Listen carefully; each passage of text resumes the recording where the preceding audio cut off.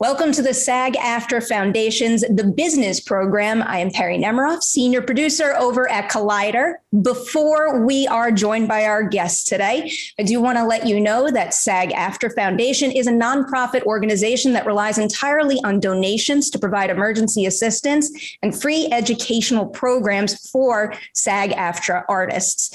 This conversation is made possible thanks to the generosity of our supporters.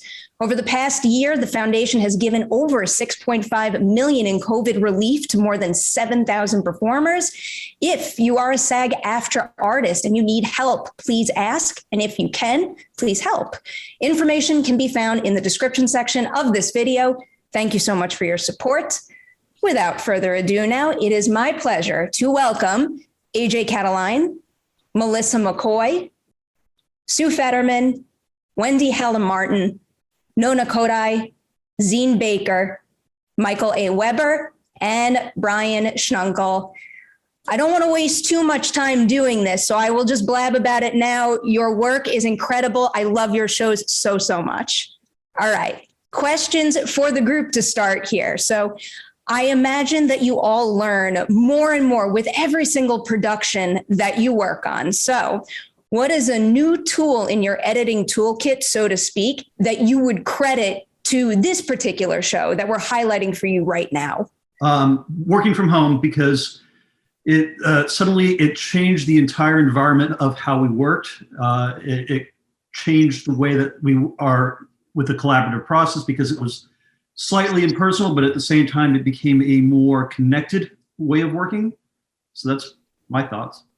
I'll jump in on that one. I say working for streaming, the world of streaming has been fascinating because we don't have a sort of network clock. You know, I began cutting shows always, 22 minutes and trying to force all this story and all these jokes in. And so I learned that, you cut comedy quickly and you got to the next joke as fast as possible. But with Ted Lasso, we're a half an hour comedy that's 34 minutes. And in season 2, we're in the 40 minutes. So we've kind of created a new genre, and I've learned as an editor to take my time with the moments, to let the audience have a chance to breathe, to laugh, and to think, and to reflect. And so I just feel like I've learned a new way of comedy editing by being patient.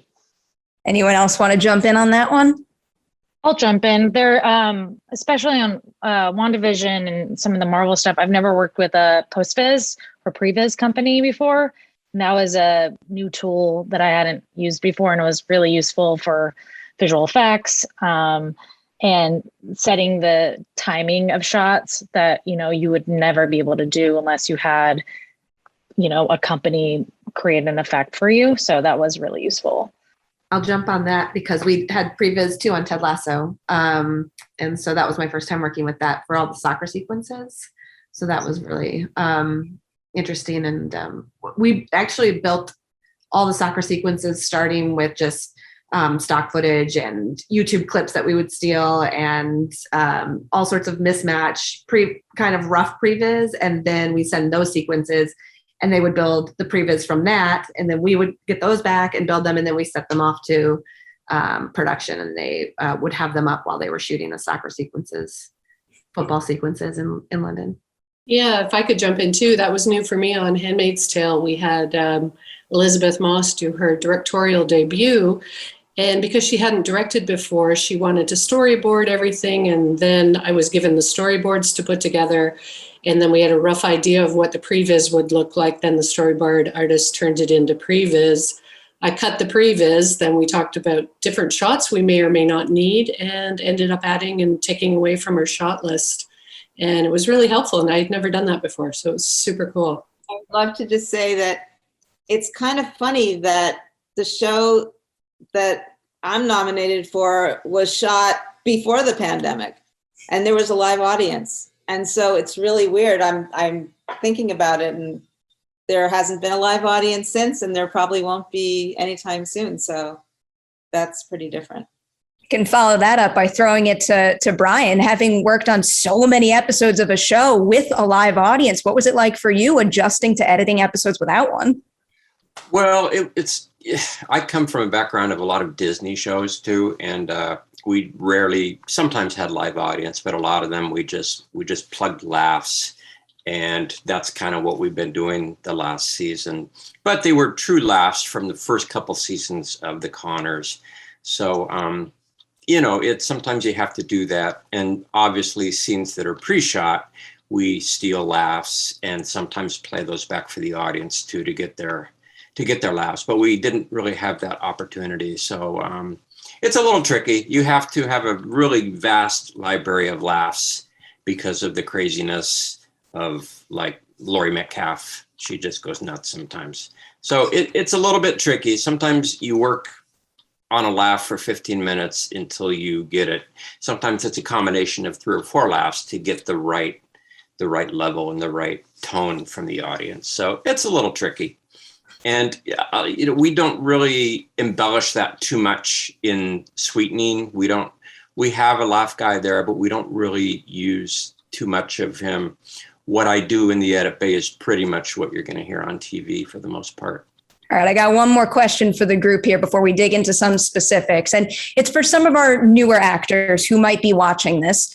If you could give someone who is first starting out and maybe has concerns that they want to make sure they're giving their editor the best possible material to work with, what advice would you give them so that they give you what you need?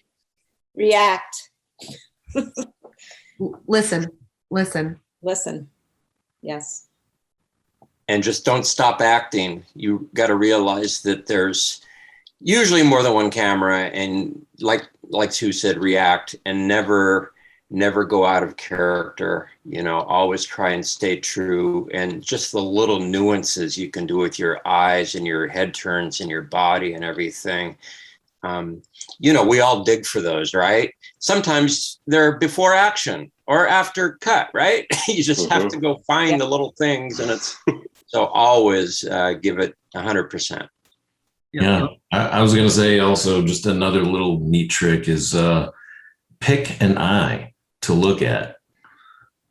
Don't switch back and forth between eyes because you can always tell. So if it's odd if they just pick one eye and look at the actor they're listening to, it makes their performance look very strong. Yeah, and one other thing would be having an awareness of the camera where it's at, but not playing the awareness to it. Because if the actor doesn't quite know where it is in the scene, and it's easy to get lost within the scene, but having just that inherent knowledge that the camera's over there will also help, down the line with performance and everything else. Another thing is to look at their mark before they go to stand on their mark, so that they're not walking and looking down. I noticed that with a few new actors. It's really great if they can sort of sense where their mark is. And also be mindful of continuity, especially if you have sunglasses like Brendan Hunt, Coach Beard. Those things are always on, off, right, Mel? But he does a good job to kind of remember, what he's doing. And I think, be aware of the movement of coverage from master to close, because I think you start to discover a lot of things, into the close shot. Be mindful of how you started it in the wider coverage, because that certainly helps us. And don't just play for the wide shot or for the close-up coverage either. Yeah. A lot of actors just give it their all in the close-up, and rightly so. But sometimes we need to use that master, so your performance better be great. All right, I'm coming to the Ted Lasso team first. Oh, and, I'm repeating a question I've asked to a number of people who have worked on that show, but I have to because it's such a special production. At what point in the editing process do you look at what you're working on and say to yourself, like, this is a rare gem right here. This feels like a standout opportunity? I kind of felt it from when I got to do the pilot, like seeing Jason's performance, especially at the end when he's having his phone call with his wife and son back home. I'd gotten the script, and all we had kind of known before that was the skits he was doing online, which were very different. And when I read the script, I was thinking like, wow, this is not your traditional comedy. And then when I saw his performance at the end, I was just like, wow. I mean, I was always a Jason Sudeikis fan, but those dailies were something special. And as the season grew, all of the characters, I mean, they weren't just what we set up in the pilot. Like Rebecca, Hannah Waddingham, what like Jem, you know, Juno, like Nate the Great, like the whole cast is just, they're so wonderful together. And you can tell in the dailies that they really enjoy what they're doing and that they're also elevating everything. Everybody's kind of elevating the material. So I think from episode 1 and then just going along for the ride for the whole season, I just was pinching myself because you could just see everybody was giving more than you know, maybe some of the other shows I've worked on. It was just from every department on the whole show, you know, the casting of everybody, cinematography and directors and everything. It was I pinched myself a lot getting to work on the show.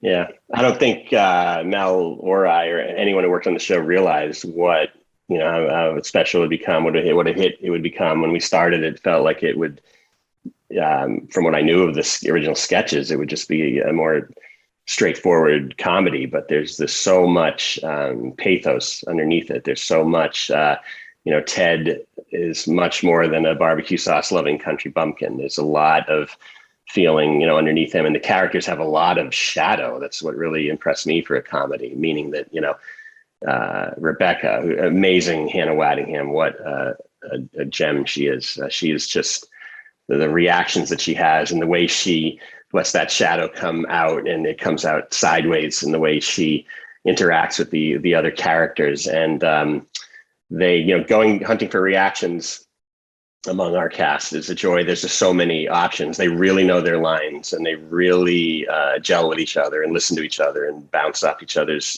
performance, and you feel the chemistry. So yeah, it's a joy going through the footage. And yeah, I mean, I watch things still. I've seen them 1,000 times, but I still get those feels, you know, especially when we work with a great sound team and visual effects team who are nominated as well. And they, you know, I have watched it so many times, and I still am reacting to it emotionally. You know, I'll admit that I cry watching this show and editing this show. And I love getting those notes back from the executives at Apple. You know, we cried. You know, that's a great way to begin a comedy, and know that they have a lot of feeling over there at Apple. And it's great that they trust Jason, and he trusts us, and it's yeah, it just it feels like it just is a magical situation. This is my first nomination for an Emmy. I never dreamed that I would get to work on a show like this that would resonate so much. So I'm very grateful.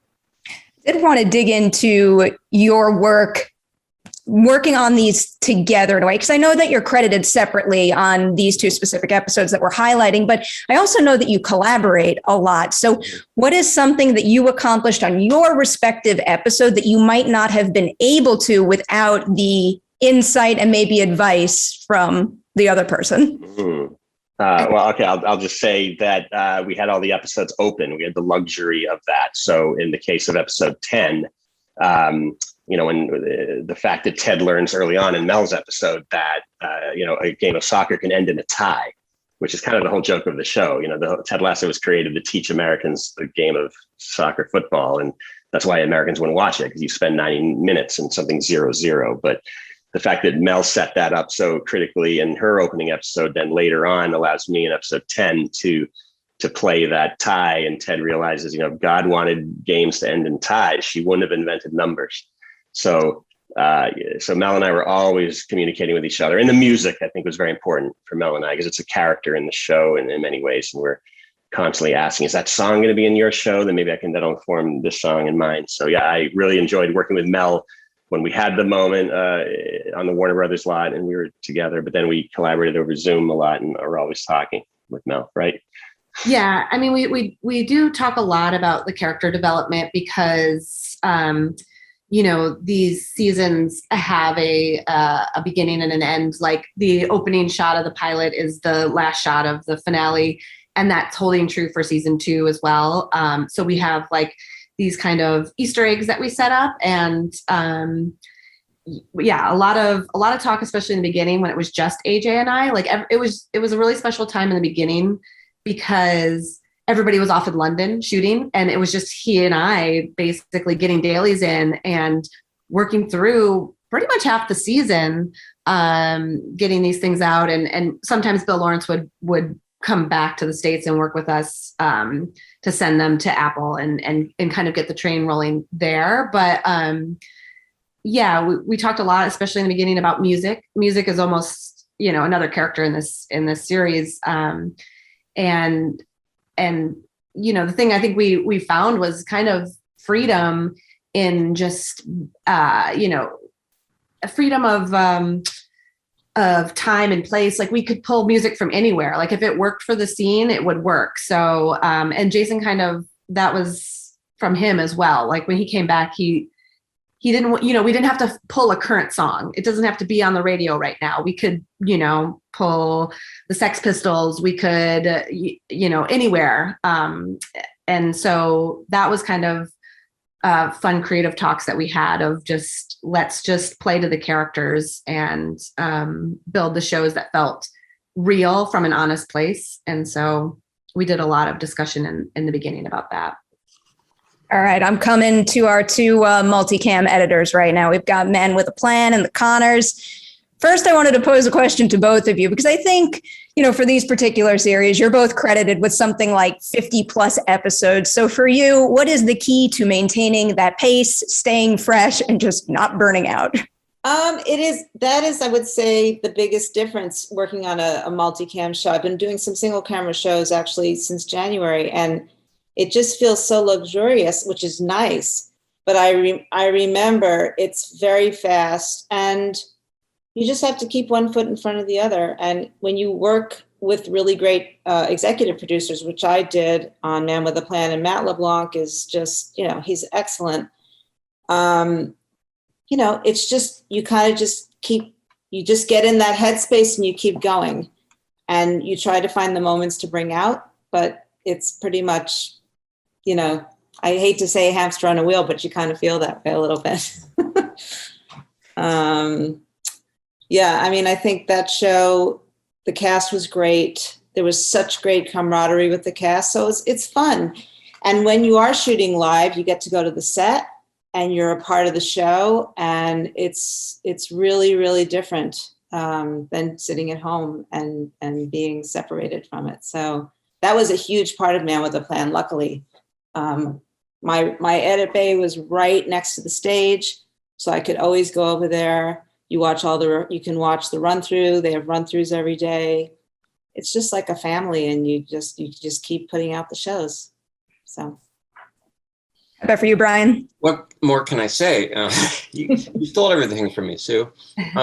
Yeah, I always just try and stay fresh and go to all the run throughs, which most of them are virtual this year, last year, I should say. So that's kind of interesting.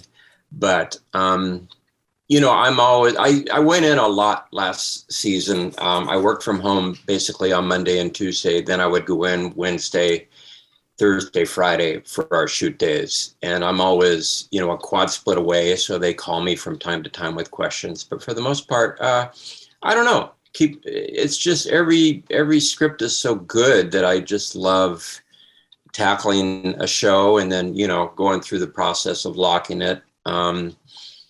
The writing's incredible, and obviously the acting's incredible. So I'd never get bored doing this. It's just always something fun. I just can't wait until what the next episode. When you get that first, table draft, you're like, oh boy, here we go. Now we're gonna do this. So it's fun. Those were such respectable answers, but what's the vice? Like, what is like the cup of coffee or something that you guys reach for? I don't know. I just. It's hard to say. I love editing. Like everyone here loves editing. So I try and keep, I exercise a lot and I paddleboard and I ride bikes in my other life, but I put that all aside and go to work and just enjoy it. It's fun. And I feel like you get energy from the actors, like what you guys were saying about Ted Lasso. It pumps you up when you see great performances or you're laughing Kevin Nealon. I could watch Kevin Nealon all day. doing whatever he does. And Stacy Keach, I mean, the cast on this show is just kind of ridiculous. And that gives you energy. And when it stops giving you energy, I guess that's when you don't do it anymore. So speaking of the actors here, I do have to ask you about one particular sequence in your episode that I absolutely love. So we know the core ensemble of the show is above and beyond. They are fantastic. But can you talk a little bit about what it's like to have a guest star like Tim Bagley step in? Brilliant. What kind of new elements do you get to play with when you have a guest star like him in the mix? Brilliant. His rhythm was completely different than anybody on the show. And it just kind of like, you come to a screeching halt, and then there you are. And his deliveries are just fantastic. I mean, we actually did his scenes in front of the live audience for that reason, to get that reaction, because they do pre-shoot a lot on these shows, but they really wanted the live reaction, and it's great. I mean, he just added a whole different different speed to the proceedings. And Matt plays off him brilliantly. Yeah, he's funny. I went to the DMV recently. I was very disappointed when he wasn't there for that reason and many other reasons. Another question for both of you with this kind of filming format. So we were talking a little bit before about advice for actors, but what about an actor who has never worked in the multicam format before, has things set the way they like it, and then they want to jump into a show that is shot this way? What is the best piece of advice that you could give them so that they can adjust? What I've noticed is when people don't wait for laughs, they don't wait for the audience. The problem with having an audience there is you sort of have to ride it. And the audience is definitely another character on the show. Like, there's not a lot of music, so it's that live perspective that adds this. And I see people either freeze or they start mugging if they're not used to it. And if you watch the greats, if you watch like Lucille Ball with an audience, they stay in character through that laugh. Like, it's brilliant. And the greatest, like Matt LeBlanc, I mean, he loves it and he just rides it out. So I guess that would be my answer. Yeah, I would just say to a newer actor like that, just power through the laugh. You'll see some actors and they may have jumped the laugh a little bit, but they continue. And, they'll get another laugh after that probably. But some actors will just stop and go, oh, I wasn't expecting the audience to laugh at that. But you kind of have to expect that, especially if you're coming off a joke. But just keep going. Don't fall out of character just because the audience may be laughing over your line. Just give it. All right, Wendy, I'm coming over to you now for The Handmaid's Tale. And I hope this isn't too convoluted, but I wanted to ask you, I was reading another interview that you had done for season 1 where you mentioned that the show called for a reorientation of your editing approach. So twofold approach to discussing this. I was wondering what is an example of something in that new approach that you adopted that has stayed the same even through all 4 seasons? And then what is something that's had to evolve because of June's headspace now? Oh, that is a complicated question. I think, I had done a lot of sort of regular television prior to The Handmaid's Tale. And when I stepped in to do the pilot, I looked at the first bit of material and thought, I don't know how to cut this. I don't know what to do with this. It was really grounded in June's perspective, the entire season, the entire show. And so I sort of had to have a chat with myself. I got to bring the audience through June's perspective in everything we do. We always ground it in June's perspective. So, your traditional wide shot to 2-shot to close-up coverage, bing, bing, bing, just didn't fly on this show. And, I'd cut a scene, I go, that is terrible. I don't know what I'm doing here. And so I've had to really retrain my thought process and how I would normally assemble a scene. And now, being season 4, it's kind of old hat in the sense that I can trust my gut and I don't second guess it anymore. However, June is broken out of Gilead. Gilead was a very chaotic place, but visually very measured.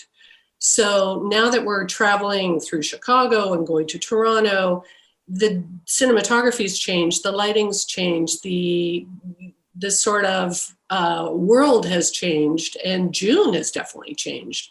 However, we still have to ground it in her perspective, even though our cutting styles are slightly different given the chaotic nature of what she's going through.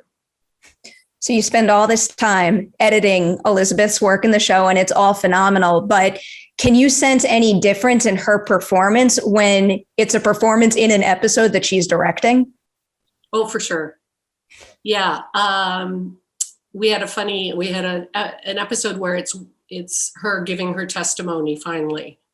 And she shot all the coverage because she directed it, but it was a oneer, it was a push in. And I had it in my first assembly and then got nervous, and I started to cut the coverage, and I delivered my editor's assembly with all the coverage cut. And she called me and she goes, "Do you think we could try that in a oneer?" And she goes, "I'm acting in it and I feel really kind of weird asking for it to be on my face for that long. But storytelling wise, I think it's really important." So that's what we did. And she knows her character so well that she really doesn't do anything other than amazing work. You know, I think that she's cognizant of the fact, and she cuts herself short sometimes. I wish I could hang on her a couple beats longer, but when she's directing herself, she'll go, "Okay, cut, that's enough. That's enough of me." So that was really the only difference, was that she wasn't holding on her close-ups long enough.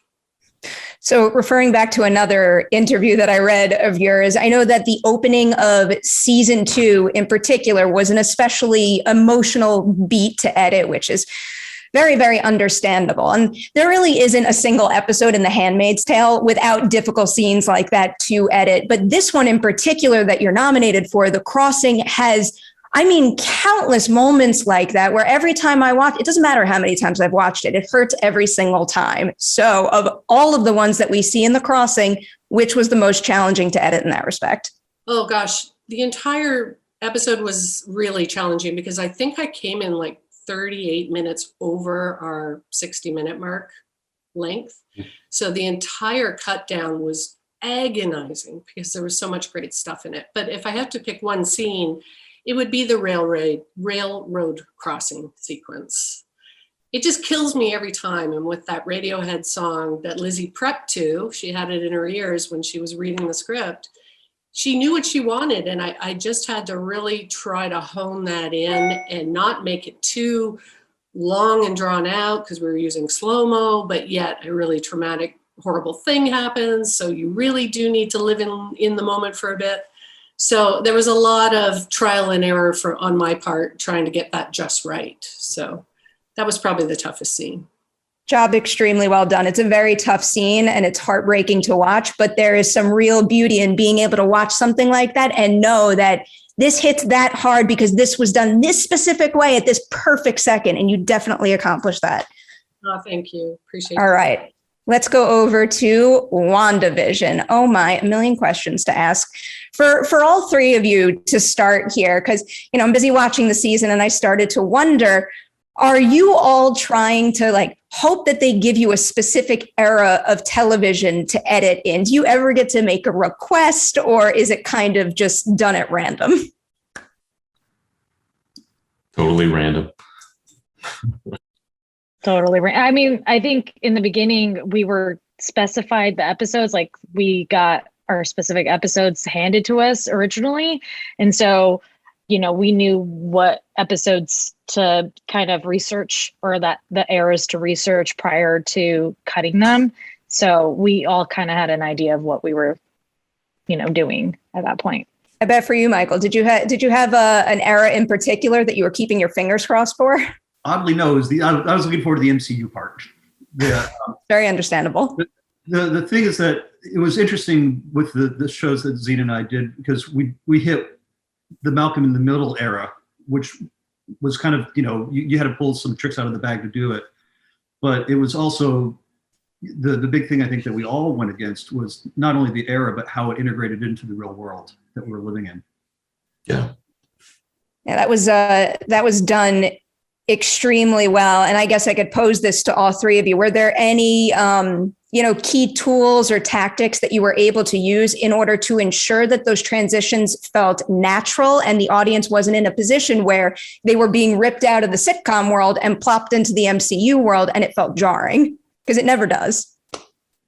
Well, Well, go ahead, Zene.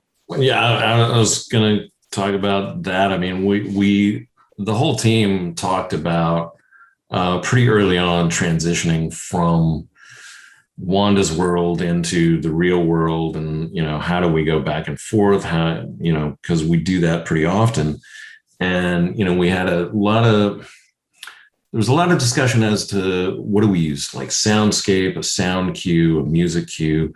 Do we use the same sort of sound designy thing every time? And so there was definitely a lot of discussion about it, and then once we found, once we set it up in the first four episodes, honestly, the visual just kind of worked. Once you got it, the back and forth, then the audience would go along for the ride. So a lot of heavy lifting was kind of done oddly, very easily, just by setting it up very well in the beginning. And I don't think that would have come without us all really talking about how do we do it, but the music and those little tiny sound cues played a big part early on in those first 4 episodes. Yeah. I mean, we were playing with visual transitions for a little bit and they just didn't work.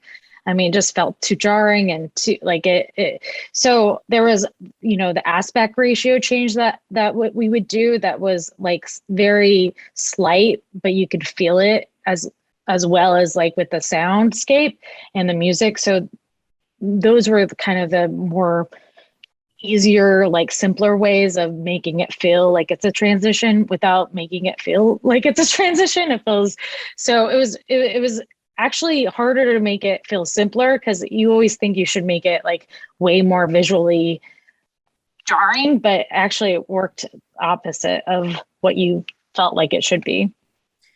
What about the idea that your lead character here is also essentially editing her own show and deciding what makes it into the show and what doesn't? How do you incorporate that into your work? It was challenging. I mean, I had in episode 3, which was the 70s episode, there's a moment where she cuts, like she wants it to go back. And I played with this one cut. Like, I think I had 18 versions of it. And I did different things and I like had, every version and I play it back to the director. Like I went through the first 6 and he didn't like any. I went through the next 6 and you didn't like any. And then, as you go through, you're like, oh, finally you hit one. And it's just like a sound edit too, like a very jarring sound edit helps. But it was really fun to just play with that because you don't really know how it's supposed to feel. Like you can watch cuts and see how things get cut out just on a VHS or film. And I'd watch a lot of those things just to see like, what's going on, just to figure out how it would work in the cut. It was really difficult to make it feel natural, surprisingly. And I mean, Zene, you had the rewind, and that was. Well, I mean, yeah, I was just gonna add to what you're saying. One of the interesting things we got to explore with her editing herself is sort of keeping it semi period of editing, like for the episode 2 that I had with the rewind, she would just rewind the tape instead of, doing a cut, like, and that, it felt kind of right and true to the era. And then as things advanced, the edits became quicker, less obvious, but, jarring in a way that was very true to character, if that makes any sense. I've watched it enough that I feel like it does make sense to me now. Zene and Michael, so with the series finale, I know that there's 3 editors credited on that one. So I was wondering what that collaboration is like. Is it a scenario where you have specialties or certain areas of expertise that best suit that particular episode? think a little of it was just based on time. We had precious little time to finish the show. So Zene and myself kind of were doing the bulk of it, but it got to a point where there was a sequence that Nona had done on the prior episode that was a natural carryover into the opening of the show. And Tim is actually, there's a fourth editor, Tim, who helped out as well in these things. And it was, like I said, it was just virtue by the time that we didn't have the luxury of as many weeks as the other episodes had. So it kind of helped expedite it. Lots of, like COVID split our shoot very much in half. And, we were, I was specifically sort of backloaded on the amount of footage. And so that included the finale episode. And so, we've got a hard air date air date streaming. Yeah, you got like 30 days of, you got to get it in before that mark so they can do all the prep work for it and, the regioning and all that stuff. So a very hard date for that has got to be met. Not to mention, we're working with a almost completely CG character. And so all that work has to be done. And it's really, really tight timeline. So yeah, it's like an all hands on deck at that point, and it's a fantastic team. Like, we're through the whole year and a half, we were cumulatively on it. We're all talking the entire time about, all right, how's the character arc in your episode, and we're watching each other's episodes, and so there's a real familiarity with how everyone's arc is going to play out and when to play it out, when to reveal something here and so on. So, but yeah, that last episode, it was a doozy. Came out great for what it's worth. Here's a good opportunity to ask for more advice to actors. So you brought up the visual effects. Some characters are entirely made through visual effects at points, but there's also a ton of wire work. There's a ton of visual effects being put over their performances. So for an actor who's about to jump into a visual effects heavy role for the first time, what would you suggest that they do in order to make your job easier? Say, try to get on a Marvel show, because I will say that more than any other studio I've ever worked with, they protect performance in such a massive way. That's the biggest thing that matters is that performance has to ring through. And Paul was just. We were very fortunate. Paul was so dialed in on that character. Both Elizabeth and Paul were dialed in. Paul had the non-luxury of having to go to makeup every day for a lot of that. But so I do empathize with that daily process. But Marvel's great at just they don't want any of that overlay to take away from what Paul's got going on in his face, like at all. And they're really good about that. I think also it's a little bit of putting your imagination in cap, especially if someone coming into this fresh, walking into a green room. It requires imagination to say, okay, this is going to be Titan, or this is going to be the sky, or whatever it is. It's to be able to sit there and believe that the empty environment they're in is actually a real cohesive real world. And I think, that's where a lot of, especially these guys that do these big visual effects things, they can be aware that there's an environment that they don't see and just know that it's going to be there, and they don't let it throw themselves off. Commit to it. Yeah, exactly. For like the harness question, I guess you would train with a harness and prep with that, because it's uncomfortable, and watching the actors be in them. And I know Catherine Hahn was in this heavy costume, and it was 100 degrees outside in the valley, and she had to they were sweating, and there was a fan on her. She was incredible, but I know it was really difficult. That was a really difficult shoot for them. So I guess prep with, heavy costumes and try to prep with all that stuff beforehand so you can see how it feels. Floor exercises. Maybe it's a good idea. All right. I am winding this down with 2 more group questions. So brace yourselves. This is coming to all of you.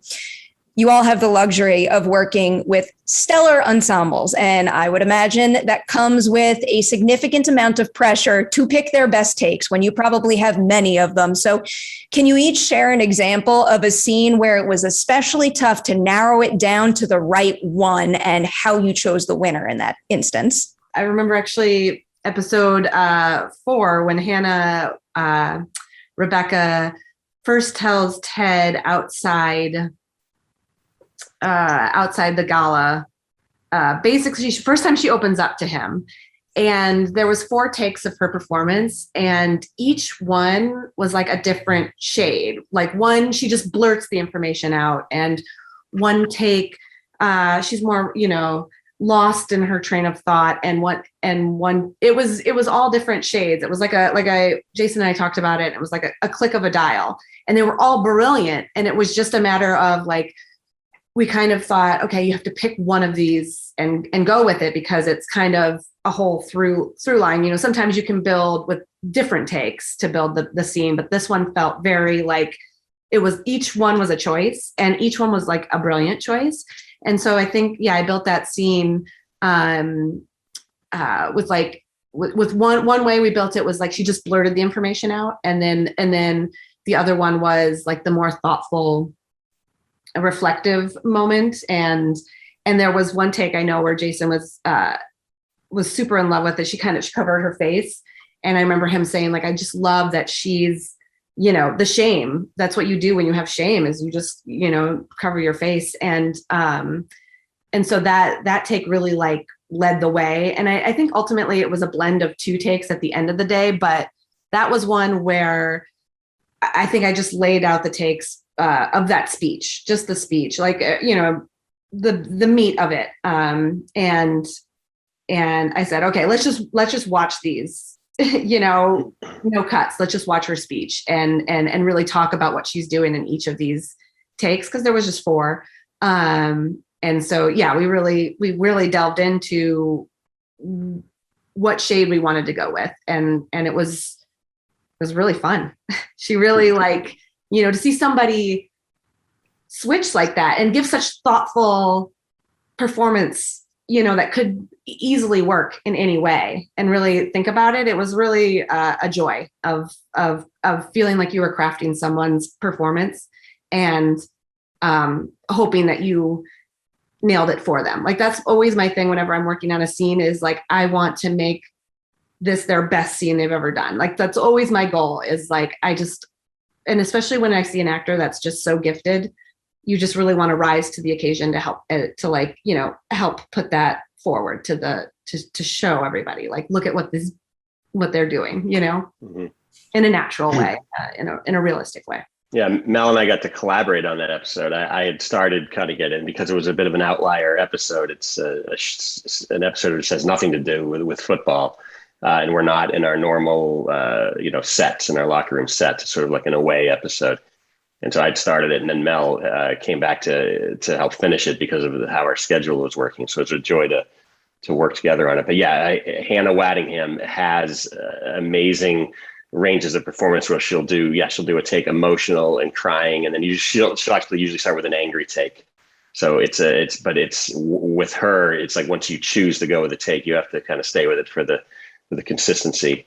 An example I can quickly give is episode 106, the Allen Iverson sequence speech that Jason wrote that just days before the shoot, and no one had known about it. And so he came in with these new pages of script, and I had no idea this was coming down the pike. And it's that scene where he's spoofing Allen Iverson's infamous speech about his practice. It's about practice, not the game. Practice is very important as a team, and he's just spoofing Iverson word for word. And he had me go on Google and pull the transcript of that speech so we could spoof it exactly as he did it. And In the case of Jason, it was about picking the shades of how angry and unhinged Ted gets, because I think that's the most unhinged. Ted has just broken up with his wife. We open that episode up with a close of him pulling the wedding ring off his finger, and you just see the pain in Ted, but he's now angry. And so it was an issue of all the takes worked, but it was about the shades of anger. And then toward the end of it, when he really breaks the Jamie Tart down, the Prince Prick of all pricks, he finally gets this guy to appreciate, or at least start to see the error of his ways. It was about how compassionate Ted could be on the other side of it. So it was about searching for takes of anger and compassion. And it was a lot of fun to work on that sequence with Jason, because he did want to see all the takes of his performance. Usually he's very trusting of the takes we picked, but in that case, it was about laying them out and working on it with him over Zoom. Do you find, I have a question for you, for all of you. Do you find when you're trying to pick a performance, I've noticed that what comes before and what comes after it influences it as much as it itself. So like you said, you had 4 brilliant, or you have many different shades, but I think what comes before and after influences as well, right?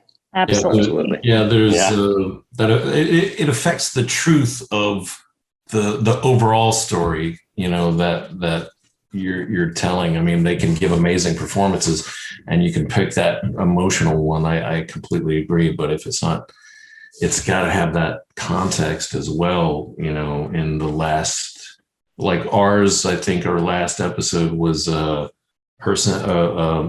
saying goodbye to her kids.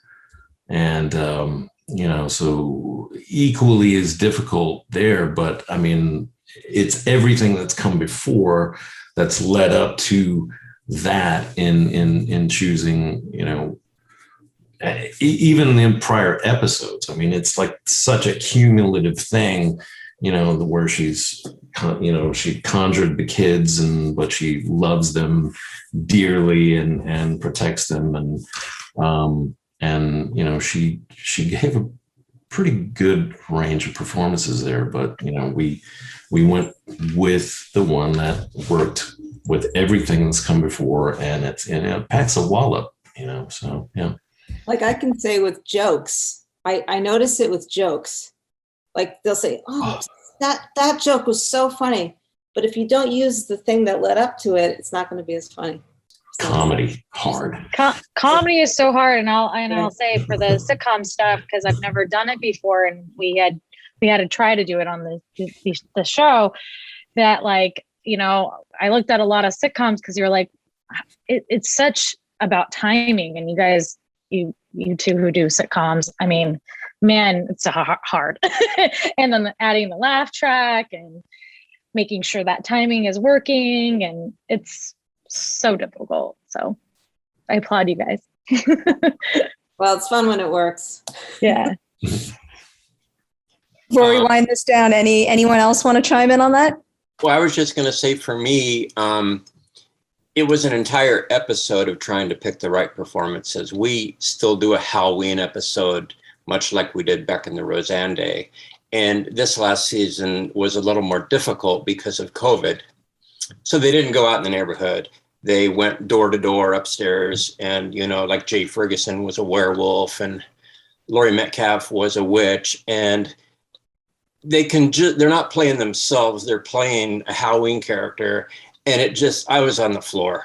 It's like, it was hard to pick, you have to look at them 10 times and go, okay, I guess I'll pick this one because maybe it's a little bit different, but it's just so fun doing that. So that whole episode was just trying to figure out what not to put in, which is harder than what to put in, I think, sometimes. Also chime in. I had an episode, and it was, what is grief if not love persevering? I had a concept in my mind of how to cut the scene, and I really wanted to go for it, kind of like just keep it on Wanda for the entire, pretty much for the entire scene if I can, and her telling her story about losing her brother and whatnot. And so it's this bedroom scene in episode 8, and she was so good. Every take was so good. Some takes she had her hands right here, and some takes she didn't, but it was always like a push into her close up. And there was one take where it was particularly heartbreaking. And so I remember being like, this is the take, and I'm going to try to keep it in, because I know with, these superhero shows and all that, they like it a little bit more cutty than usual or whatnot. So I was trying to keep it as simple as possible. And they went for it because I didn't get any notes in that scene. So it worked out. So. All right. I think the time has come to wind this down. I cannot emphasize enough how in awe I am of your work. Huge congratulations to all of you on your well-deserved nominations. And on behalf of the SAG-AFTRA Foundation, I just want to thank you for sharing your experiences, your process, and your craft with your fellow performers right now. It's greatly appreciated. Thank you all for watching, and take care, everyone. Thank you. Thank you. You. Thank you.